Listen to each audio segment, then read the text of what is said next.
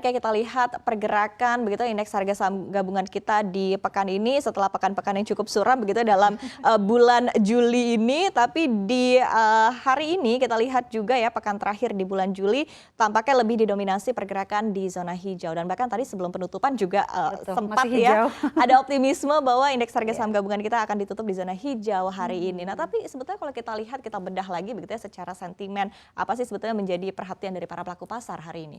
Benar sekali Iva, tadi sempat menguat ya sepanjang perdagangan hingga sesi satu perdagangan, tapi ternyata berbalik arah ke zona merah begitu ya untuk penutupan perdagangan hari ini. Kalau kita pantau dari pergerakan bursa di Wall Street, Iva dan pemirsa, di mana bursa saham Amerika Serikat terus melanjutkan rally pada perdagangan Kamis 28 Juli, meskipun data menunjukkan ekonomi Amerika Serikat ini mengalami penurunan dalam kuartalan kedua berturut-turut. Meski diterpa isu resesi, pasar justru tidak latah merespon negatif. Hal ini juga terjadi pada perdagangan hari sebelumnya ketika indeks utama Wall Street ditutup naik tajam setelah The Fed menaikkan suku bunga acuannya sebanyak 75 basis poin. Pasar ekuitas Amerika Serikat memulai kuartal ketiga dalam posisi yang lebih baik setelah penurunan dalam terjadi selama pertama tahun ini. Hal ini salah satunya ditopang oleh laporan keuangan perusahaan yang tidak seburuk yang dikhawatirkan investor. Oke, ini menarik, tapi kalau kita lihat ya kondisinya dari Amerika Serikat sendiri begitu, tampaknya juga ada denial bahwa negaranya juga sudah mulai masuk ke dalam resesi begitu. Belum resesi kok gitu ya bilangnya. Betul, walaupun sebenarnya secara teknikal ini kan sudah terkoreksi ya secara 2 kuartal berturut-turut, tapi di satu sisi ini juga banyak yang menyatakan ataupun juga termasuk dari Janet Yellen sendiri yang menyebutkan bahwa sebetulnya dari Amerika Serikat belum resesi kok, karena angka Mungkin karena masih 9,1%, belum 10%. Dan kalau kita lihat juga mungkin dari data unemployment rate-nya juga begitu yang terendah dalam beberapa waktu terakhir, dan ini juga banyak yang menyebutkan dengan argumennya adalah kalau misalnya resesi biasanya kan unemployment-nya juga turun begitu, tapi di satu sisi ini masih baik dan artinya juga ada optimisme bahwa perekonomian Amerika Serikat juga masih baik. Tapi ini menarik ya, kita lihat seperti apa ke depannya. Baik, dan Iva, selain itu juga kalau sebelumnya investor Wall Street sempat was-was nih ya, kabar baik justru datang dari investor dalam negeri, tapi tetap aja harus berhati-hati.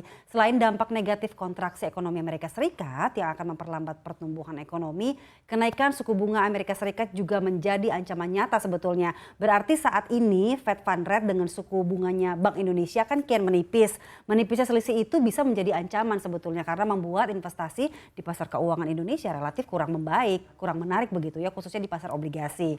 Selain itu, data dari Kementerian Keuangan bahkan mencatat adanya capital outflow di pasar keuangan domestik sudah mulai terjadi. Nah, kaburnya dana asing ini membuat nilai tukar rupiah berpotensi tergerus. Ini bisa menjadi sentimen negatif yang turut membebani harga aset beresiko seperti saham-saham domestik. Iya, nah ini juga ada pembelaan juga nih ya kalau berbicara terkait dengan capital outflow, ini juga ada beberapa pihak yang menyebutkan bahwa sebetulnya dari untuk dana asing yang ada di Indonesia ataupun juga investasi baik di SBN maupun juga di aset-aset beresiko seperti saham-saham yang dimiliki oleh asing, ini juga sebetulnya persentasenya juga sudah mulai menipis begitu, sehingga ada optimisme juga bahwa sebetulnya dengan adanya capital outflow ini diharapkan tidak terlalu mengganggu perekonomian di domestik ya. Tapi di satu sisi juga tentunya ini menjadi perhatian juga, apalagi kalau misalnya dari argumennya juga bahwa ekonomi Indonesia tidak akan terlalu terganggu, ini terkait dengan harga-harga komoditas yang tengah naik, dan ini juga menjadi satu keuntungan ya, windfall juga bagi Indonesia. Nah, ini kira-kira seperti apa? Benar sekali, ini yang menjadi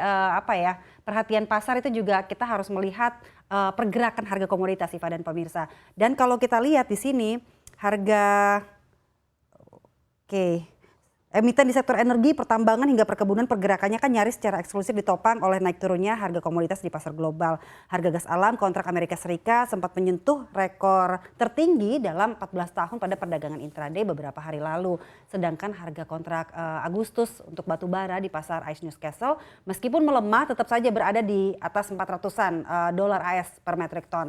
Sentimen komoditas lain ini juga datang dari CPO, di mana pemerintah Indonesia berencana menghapus DMO.